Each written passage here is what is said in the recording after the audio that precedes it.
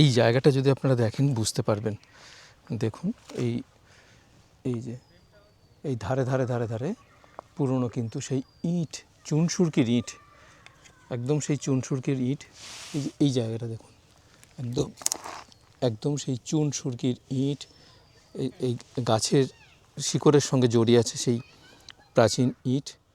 বন্ধুরা, আপনাদের মনে আছে কিনা জানি না, বেশ কিছুদিন আগে একটা ছোট্ট ভিডিওর মাধ্যমে আপনাদের দেখিয়েছিলাম মুর্শিদাবাদের নবাবরা যে সিংহাসনে বসতেন, অর্থাৎ তখ্ত এ মোবারক, সেই সিংহাসন এখন কোথায় আছে। ভিডিওর শিরোনাম ছিল নবাব সিরাজউদ্দৌলা সিংহাসন এখন কোথায় আছে। হ্যাঁ বন্ধুরা, এই সিংহাসনে বসেছিলেন মুর্শিদ কুলি খাঁ, তার পরবর্তী নবাব সুজাউদ্দিন, তার পরবর্তী নবাব সরফরাজ খাঁ, আলীবর্দী খাঁ, সিরাজউদ্দৌলা, এমনকি মির্জাফরকেও রবার্ট ক্লাইভ এই সিংহাসনে বসিয়েছিলেন। সেই তখ্তে মোবারক কোথায় আছে? মুর্শিদাবাদে যারা বেড়াতে আসেন, আপনারা হয়তো হাজারদুয়ারিতে গিয়ে যে দরবার কক্ষ রয়েছে, সেই প্রাসাদের দরবার কক্ষে আপনারা একটি রূপোর সিংহাসন দেখতে পান। হয়তো ভাবেন সেখানেই বসতেন নবাব, বেশ কিছু অয়েল পেন্টিংও সেখানে আছে, নবাব কীভাবে দরবার চালাতেন। কিন্তু সেই সিংহাসনে যারা বসতেন তারা মির্জাফরের পরবর্তী যে নবাবরা ছিলেন তারাই কিন্তু বসতেন। মির্জাফরের পরবর্তী সময় থেকে এই তখ্তে মোবারক সেটা কিন্তু বাতিল হয়ে পড়ে থাকে সেই প্রাসাদেরই এক ধারে। পরবর্তীকালে নবাব নাজিম হুমায়ুন যা, যিনি হাজারদুয়ারি নির্মাণ করেছিলেন, তিনি ফিন্ডালবার্গে একটি বাগান বাড়ি তৈরি করেছিলেন। আর সেই বাগান বাড়িতে তার যে প্রাসাদ ছিল বা যে ঘর ছিল, তারই সামনে তিনি এই সিংহাসনকে স্থান দিয়েছিলেন। আপনারা একটা ছবি আপনাদের দেখাচ্ছি। এই ছবিতে আপনারা খেয়াল করুন, ঠিক বাগানবাড়ির সামনে যে উঠোনের মতো বা বারান্দার মতো যে অংশটা রয়েছে, সেখানে কিন্তু রয়েছে এই সিংহাসন।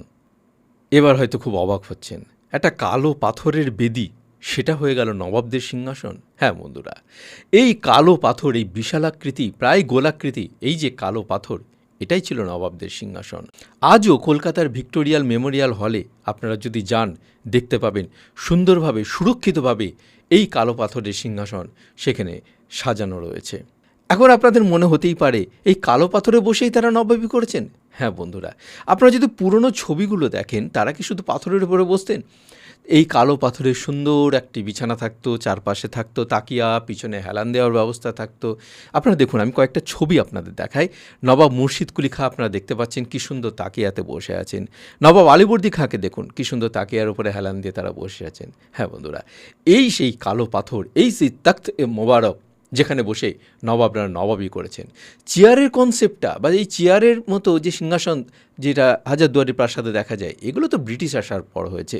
পরবর্তীকালে এই সিংহাসন পাল্টে এই তখ্তে, এই কালো পাথরটাকে সরিয়ে দিয়ে তারা কিন্তু এই চেয়ারের মতো রূপোর সিংহাসনেই তারা বসে নবাবি করতেন। তো বন্ধুরা, যে জায়গায় একসময় এই পরিত্যক্ত পাথর বা এই তখ্তে মোবারক বা নবাবী সিংহাসন একসময় যে জায়গায় স্থান পেয়েছিল, সেই হুমায়ুন মঞ্জিল, সেই হুমায়ুন মঞ্জিল কিন্তু আপনাদের দেখানো হয়নি। সেদিনকে হঠাৎ করেই আমরা দল বেঁধে চলে গেলাম হুমায়ুন মঞ্জিল। যে প্রাসাদের মধ্যে সেই তখ্তে মোবারক তার শোভা বাড়িয়েছিল, সেখানে রাখা হতো, পরে সেটা পরবর্তীকালে ভিক্টোরিয়া মেমোরিয়াল হলে চলে যায়, যে ভিডিও আপনাদের দেখিয়েছিলাম। কিন্তু সেই মোবারক মঞ্জিল বা কেমন ছিল, সেই জায়গাতে দাঁড়িয়ে আছি। বর্তমানে সেই প্রাসাদের কোনো চিহ্ন নেই, কিন্তু তার যে পুকুর বা দিঘি যাই বলুন না কেন, বেশ বড় আকারের, এটা কিন্তু এখানেই রয়েছে। এই জায়গাটা যদি আপনারা দেখেন বুঝতে পারবেন। দেখুন এই এই যে এই ধারে ধারে ধারে ধারে পুরনো কিন্তু সেই ইট, চুনসুরকির ইট, একদম সেই চুনসুরকির ইট। এই যে এই জায়গাটা দেখুন, একদম একদম সেই চুনসুরকির ইট, এই গাছের শিকড়ের সঙ্গে জড়িয়ে আছে সেই প্রাচীন ইট, আপনারা দেখতে পাচ্ছেন। এই দেখুন, সেই চুনসুরকির রাস্তার মধ্যেও কিছুটা রয়েছে। আশেপাশে প্রচুর ঘন বসতি হয়ে গেছে, কিন্তু দেখুন প্রাচীন এখানেই ছিল মূল ঘাট। বন্ধুরা, প্রসঙ্গত জানিয়ে রাখি, কাটরা মসজিদ থেকে প্রায় 3 থেকে 4 কিলোমিটার দূরেই রয়েছে এই হুমায়ুন মঞ্জিল। আর এই হলো সেই দিঘি।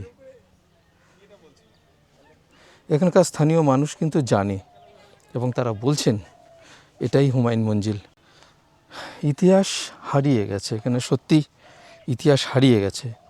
যে তখ্তে মোবারক মুর্শিদাবাদের নবাবী সিংহাসন, যেখানে মুর্শিদ কুলি খাঁ, নবাব সরফরাজ খাঁ, নবাব সুজাউদ্দিন, নবাব আলীবর্দী খাঁ, নবাব সিরাজউদ্দৌলা পর্যন্ত যে সিংহাসনে বসেছিলেন, সেই সিংহাসন, সেই যে পাটাতন, যে একটা বিরাট পাথরের একটা যে অংশ, সেটা কিন্তু যার উপরে গদি বিছিয়ে সিংহাসনে বসতেন নবাবরা, সেটা ভিক্টোরিয়াল মেমোরিয়াল হলে গেলে আপনারা দেখতে পাবেন। কিন্তু সেটা যতদিন মুর্শিদাবাদে ছিল সেটা কিন্তু ছিল, যখন সিরাজউদ্দৌলা পরবর্তী সময়ে সেটাকে নিয়ে এসে শোভা বাড়ানো হয়েছিল এই হুমায়ুন মঞ্জিলে। হুমায়ুন মঞ্জিলে যে প্রাসাদ নির্মাণ হয়েছিল সেই প্রাসাদ কিন্তু আর নেই, কিন্তু তার দিঘি এবং দিঘির অংশ এইখানটা আজও রয়ে গেছে। এখানে একটা নয়, মানে এখানে প্রায় একাধিক প্রাসাদ ছিল, মানে তিনটে তো বটেই। এবং প্রথমত এটা ফিন্ডেলবাগ ছিল, ফিন্ডেলবাগ জন ফিন্ডেলের মানে তিনি জাজ ছিলেন আর কি। এবং 1765 থেকে মোটামুটি 1781 অবধি এখানে ওই সদর দেওয়ানি, ফৌজদারি এবং দেওয়ানি আদালত এখানেই ছিল। এবং তখন ওই আদালতের কাছারি ঘর বা আদালত যে বিল্ডিংটা আর কি, সেটা ছিল একটা। পরবর্তীতে তো সেটা নবাব কিনে নিয়েছিল পরে। এবং এটা মোটামুটি ওই 19 শতকের প্রথম দিকে আর কি, প্রথম দিকে মোটামুটি 31-এ বোধ হয়, আমার যতদূর মনে পড়ছে 31 কি 35 এরকম, 1831 কি 35 এরকম, আমার এক্সাক্ট মনে পড়ছে না টাইমটা, তখন আর কি এটা কেনা হয়েছিল। তো তখন এই ফিন্ডেলবাগ নাম ছিল। তো ফিন্ডেলবাগে কিছু তো তখনকার ওই কোর্ট বিল্ডিং তো ছিলই, সেগুলো কাছারি বাড়ি, সেগুলো তখন পেয়েছিল। আর বাকি যে অংশটা, সেটা আবার ব্রিটিশরা কিছু অংশ নকশিপুরের রাজাদের কাছে বিক্রি করেছিল, সেগুলো থেকে আবার পরবর্তীতে নবাব ওই রাজাদের কাছ থেকে কিনে নিয়েছিল। ফলে পুরো যে এরিয়াটা সেটা নবাবের হয়। এবং নবাব তখন একটা বিল্ডিং, মানে একটা খুব সুন্দর বিল্ডিং করেন, তার নাম তিনি দিয়েছিলেন মতি মহল, বা সেটা লাল বাংলো নামে পরিচিত। এবং আমরা খুব সহজেই, বিল্ডিংটা এখন হয়তো নেই, কিন্তু খুব সহজেই আমরা যদি চাই তাহলে আমরা হাজারদুয়ারিতে দোতলায় ওঠার যে সিঁড়ি, ওই সিঁড়ি দিয়ে উঠেই যে ঘরটা, যেখানে বড় বড় হুমায়ুন জাহ এবং ফেরদৌসি ছবি আছে, তার ওই অপোজিটে একটা ছোট্ট দেওয়ালে একটা বেশ বড়, ছোট না বড় ছবি দেখতে পাই, যেখানে লাল বাংলোর ছবি দেখা যাচ্ছে, যেখানে নবাব হুমায়ুন জাহ সন্ধ্যাবেলায়, কোন এক সন্ধ্যাবেলায় বালিশ নিয়ে বসে আছেন এবং সামনে দুটো বাইজিন আসছে, এরকম ছবি একটা আছে। তখ্তে মোবারক কি ওখানেই ছিল? হ্যাঁ, ওই বিল্ডিংটা, ওই বিল্ডিংটার সামনে উঠোনে রাখা ছিল, টেবিলের মতো পড়ে থাকতো, অবহেলায় পড়েছিল। নবাব হাসান আলী মির্জার আমলে যখন লর্ড কার্জন এখানে আসছেন, তখন ভিক্টোরিয়াতে নিয়ে চলে গেছিলেন, তখন ভিক্টোরিয়া চালু। সেই প্রাসাদের ধ্বংসসৃষ্টি কোন জায়গায় ছিল এখানকার? এইখানে এক্স্যাক্ট কোন জায়গায় ছিল আর সেটা লোকেশনটা পাওয়া যায় না, মানে কোনটা যে কাচারি বাড়ি আর কোনটা নিশ্চিহ্ন হয়ে গেছে ওটা মহল, সেটা আলাদা করে এখানকার লোকেরা বলতে পারে না, কারণ এখানকার সবাই নতুন বসতি, পুরনো লোক নেই। তবে যেটা শোনা যায় যে এই চত্বরে একটা ছিল বিল্ডিং, এই পুকুরের এই অপর পাড়ে একটা ছিল, আর এই ভেতরের দিকে একটা ছিল। এই ভেতরের দিকে পুকুরটা, এই এলাকাটার নাম, পুরো নামটাই হচ্ছে মোবারক মঞ্জিল বা হুমায়ুন মঞ্জিল। হুমায়ুন মঞ্জিলের নবাব হুমায়ুন জাহর আরেকটা নাম ছিল মোবারক আলী খান, ফলে এই দুই নামই পরিচিত এই এলাকাটা। এবং এই এলাকায় আমি শুনেছিলাম, এটা আমাকে এখানকার লোকাল লোক এবং বাকের আলী সাহেব নবাব পরিবারের একজন সিনিয়র মেম্বার ছিলেন, উনি রিসেন্ট মারা গেছেন। উনি একদিনের কথা প্রসঙ্গে আমাকে বলছিলেন যে এই যখন ওই মতি মহলের ভগ্নাবশেষে যখন মানে খনন কার্য করা হচ্ছে বা যখন ভেঙে ফেলে নিয়ে যাওয়া হচ্ছে, তখন নাকি ওখানে একটা বেশ বড় বাক্স পাওয়া গেছিল, একটা বক্স টাইপের কিছু একটা, এবং তার ভেতর নাকি প্রচুর পুরনো কয়েন্স, অনেক কিছু পাওয়া গেছে। এবং সেটা নাকি পরে পুলিশ সেটা নিয়ে যে কোথায় রাখা হচ্ছে তা তিনি আর বলতে পারেননি, এবং এখান থেকে উদ্ধার হয়েছিল মতি মহলের যখন খোঁড়া হয় তখন।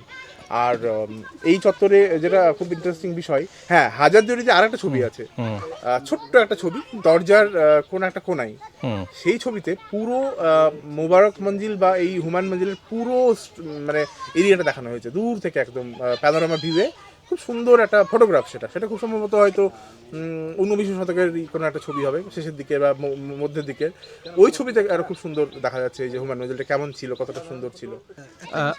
এই যে মাঠটা দেখছেন, এই মাঠে কিন্তু নবাবরা খেলাধুলা করতেন যখন এইখানে তারা বসবাস করেছেন। যে হুমায়ুন মঞ্জিল বা মোবারক মঞ্জিল, যে সমস্ত প্রাসাদগুলো ছিল এখানে, যেগুলো সম্পূর্ণ নিশ্চিহ্ন হয়ে গেছে, তো এই মাঠটাও কিন্তু সেই বলতে গেলে ঐতিহাসিক মাঠ। পরবর্তীতে আমরা যখন নিজামাত লেটার্স দেখছি, তখন বিশেষ করে অনেক পরবর্তী নবাবেও, সেটা ফেরদৌসি জাহ হতে পারে কিংবা আরও পরবর্তী নবাবদের যে সমস্ত লেটার্সগুলো পড়ছি, সেখানে কিন্তু যেমন হাসান আলী মির্জা অবধি দেখছি, তারা কিন্তু যখন লেটার্স লিখছেন, নবাব যখন লিখছেন, তখন কিন্তু তার অ্যাড্রেস এই হুমায়ুন মঞ্জিল দিচ্ছেন, মোবারক মঞ্জিল বা হুমায়ুন মঞ্জিল। এই জায়গাটা তো অফিসিয়াল একটা কাজকর্মগুলো হতো, অফিসিয়াল কাজকর্ম ঠিক না, এটা পুরোটাই বাগান বাড়ি টাইপের। এবং একটা সময়, বিশেষ করে গ্রীষ্মকালীন সময়, তারা এখানে এসে, যেমন আমাদের ঢাকার নবাবরা যেমন ওখানে থাকতেন এহসান মঞ্জিল, তেমনি এখানে ছিল হুমায়ুন মঞ্জিল। বাকি সময়টা কোথায় থাকতেন তাহলে? বাকি সময় তারা কেল্লায় থাকতো, কেল্লা যে প্যালেসগুলো ছিল সেখানে সেখানে থাকতো, কিন্তু এই গরমের সময় বা অন্য সময় তারা এখানে, এটা বাগানবাড়ি টাইপেরই ছিল, বাগানবাড়ি ছিল। উনি হাজারদুয়ারিতে থাকতেন না কেন? উনি তৈরি করলেন এত খরচ করে। হাজারদুয়ারিতে থাকতেন না কারণ তাই আমি দেখুন এই ব্যাপারটা নিয়ে তো পুরো এক্সাক্ট কিছু পাওয়া যায় না, কারণ তবে নবাব পরিবারের যারা সিনিয়র মেম্বার তাদের মুখে শুনেছি যে নবাব হুমায়ুন জাহানকে হাজারদুয়ারি খুব পছন্দ ছিল না, ফলে তিনি নাকি একদিনই নাকি ফ্যামিলি নিয়েছিলেন, তারপর এটা কতটা ঠিক জানি না, কারণ পরবর্তী নবাবের অনেক কিছু তারা বাস করেছেন। এবং আচ্ছা, সেই সময় কি হাজারদুয়ারিতে মানে ওনার টাইমেই কি ইংরেজরা থাকা শুরু করেছিল, না ওনার অনেক পরবর্তীকালে ইংরেজ? মোটামুটি ওনার তারপরে উনি যখন থাকলেন না, তারপরে ব্রিটিশ যারা অফিসাররা আসতো তারা তিনতলায় যে হাজারদুয়ারি তিনতলায় যে বেডরুমটা ছিল সেখানে, তারপরে নিচে বেডরুম ছিল সেখানে তারা থাকতেন, বিভিন্ন অফিসাররা থাকতেন। এবং শুধু অফিসার না, মানে নবাবদের থাকার জন্য এবং নবাব থাকতেন, বিশেষ করে নবাব হাসান আলী মির্জা থেকেছেন, যখন ফেরদৌন যে ইংল্যান্ড থেকে ফিরে এলেন তখন তিনি নাকি শেষ বয়সে হাজারদুয়ারিতেই থাকতেন। তারপরে ওয়ারিস আলী মির্জা যখন আসছেন তখন হাজারদুয়ারিতে থাকতেন, এরকম শুনেছি। এমন কি কোনো কারণ থাকতে পারে যে ওখানে যেহেতু অফিসারদেরকে থাকার ব্যবস্থা করে দিচ্ছে, ওদের প্রাইভেসিটা প্রবলেম হচ্ছে? সেটা হতে পারে, যে প্রায় এমন হতে পারে, এটা সম্পর্কে ডিটেলস জানা যায় না, তবে এটা হতে পারে যে নবাবরা থাকলো না বলে হয়তো তারপর অফিসারদের থাকার ব্যবস্থা করা হলো, নবাবরা থাকলে হয়তো তারা থাকতেন না হয়তো, এটা একটা হতে পারে। কারণ নবাবরা যেখানে থাকবে, আমি যতদূর জানি যে কেল্লায় কোনো ব্রিটিশদের ঢোকার পারমিশন ছিল না, সেখানে কেল্লার ভিতরে বাইরের অফিসাররা এসে থাকবে ওই রকমভাবে তখন নবাবরা থাকলে অবশ্যই হতো না সেটা।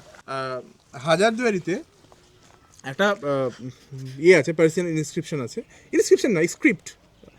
তো সেখানে লেখা আছে যে মানে ওই এটা নবাব বাবর আলী খানের নাকি দিনলিপি। তো যাই হোক, ওর একটা কপি আমি নেটে পেয়েছি, ইন্টারনেটে পেয়েছিলাম, এবং সেইটা আমি একসময় বলেছিলাম যে পাঠোদ্ধার করার জন্য। পরে দেখলাম যে না, ওটা মোবারকুদ্দৌলার অর্ডার আর কি, মানে জানি না সেটাই কি, ওটা কিনা জানি না, কারণ হাজারদুয়ারিতে তো ছবি তুলতে দেবে না, এবার পারমিশন নিয়ে ওটা আমার খুব ইচ্ছা আছে যদি ওটা কখনো পড়াতে পারি, মানে পারমিশন যদি পাই। আমরা চেষ্টা করছি দিল্লি থেকে মানে করে অর্ডার করে নিয়ে এসে সেটা ছবিগুলো নিয়ে, যদি আমরা সেটাকে পাঠোদ্ধার করাতে পারি তাহলে হয়তো আরও অনেক ইতিহাস জানা যাবে। আমার মনে হয় যে পার্সি যে ইনস্ক্রিপশন বা পার্সি যে মানে ম্যানুস্ক্রিপ্টগুলো আছে সেগুলো বের করা দরকার এবং সেগুলো পাঠোদ্ধার করা দরকার, তাহলে বোধহয় অনেক অজানা ইতিহাস আমাদের সামনে উঠে আসবে। সেই সময় কিছু ডকুমেন্টস নষ্টও হয়ে যেত, তো ওরকম অনেক ডকুমেন্টস নষ্ট হয়ে গিয়েছে। অনেক নষ্ট হয়ে যাওয়া ডকুমেন্টসের মধ্যে একটা ডকুমেন্টস উনি পেয়েছিলেন। উনি সেই ডকুমেন্টসটা পাঠোদ্ধার যখন করলেন তখন দেখতে পেলেন যে ওখানে যে সিগনেচারটা করা আছে সেটা হচ্ছে আওরঙ্গজেবের, ওনাদের এক পূর্বপুরুষের এখানে মৃত্যু হয়েছিল। রেজা স্যারের কাছে পেয়েছিলেন? হ্যাঁ, রেজা স্যারের কাছে পেয়েছিলাম। ওনাদের এক পূর্বপুরুষের এখানে মৃত্যু হয়েছিল, তাকে সম্ভবত কারবালায় বা ইরানে নিয়ে যাওয়ার একটা পারমিশন দিয়েছিলেন, যে ওখানে গিয়ে যাতে দাফন করা যায়, ওখানে যেন কবর দেওয়া যায়, এই রাস্তা যেন কেউ ডিস্টার্ব না করে, সে জন্য একটা সনদ উনি করেছেন। তো এই যে আওরঙ্গজেবের একটা হাতের লেখা সিগনেচার, সেরকম ডকুমেন্টস ওনার কাছে আছে। এবং এই ধরনের উনি বলছেন যে এরকম হয়তো আরও অনেক দামি দামি ডকুমেন্টস ছিল, কিন্তু ফার্সি ভাষাটা জানতাম না বা সেই গুরুত্বটা ছিল না বলে হয়তো উনি জানতেন না, সেটা না, মানে কোনো না কোনো একটা জায়গায় হয়তো সেই অজ্ঞতার কারণে সেই গুরুত্বটা দেওয়া হয়নি, সেই ডকুমেন্টসগুলো সংরক্ষণ করা হয়নি। সেটা করা গেলে হয়তো অনেক বেশি, বা এখনও হয়তো এই পরিবারগুলোর কাছে এরকম অনেক ডকুমেন্টস আছে যার গুরুত্ব হয়তো আমরা জানি না, আমরা অত বুঝি না, হয়তো সেই জন্য সংরক্ষণ করা যায়নি। কিন্তু এগুলো মানুষের কাছে গেলে কিন্তু অনেক মানে ভালো লাগার জায়গা থাকবে, তৈরি হবে একটা। বন্ধুরা, আপাতত এখানেই শেষ করছি। ভিডিও কেমন লাগলো সেটা কমেন্ট করে অবশ্যই জানাবেন। যদি ভালো লেগে থাকে, ফেসবুক থেকে যারা দেখছেন তারা চ্যানেলটিকে ফলো করতে পারেন, পেজটিকে তারা ফলো করতে পারেন, এবং ইউটিউব থেকে যারা দেখছেন তারা মানুষ বাংলা ইউটিউব চ্যানেলকে ফলো করে মানুষ বাংলার সাথে থাকতে পারেন, পাশে থাকতে পারেন পরবর্তী ভিডিওর নোটিফিকেশনের জন্য। সবাই ভালো থাকুন, সুস্থ থাকুন।